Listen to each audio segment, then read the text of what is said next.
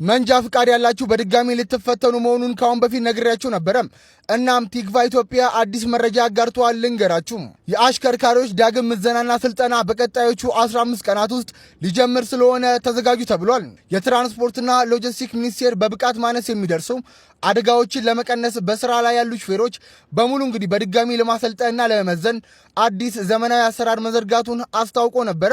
ይህም እንግዲህ ሙሉ በሙሉ በቴክኖሎጂ የተደገፈውና ከሰው ንክኪ የጸዳው አዲስ አሰራር በመጀመሪያ ምዕራፍ በንግድ ተሽከርካሪ ሹፌሮች ላይ በቀጣዮቹ 15 ቀናት ውስጥ መተግበር ይጀምራል ተብሏል።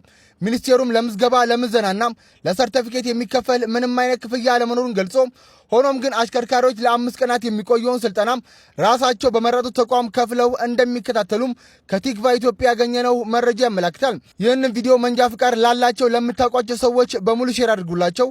አዳዲስና ፈጣን ወቅታዊ መረጃዎችን ለማግኘት የፕላስ ምልክቷን እየነካችሁ ፎሎ ያድርጉ።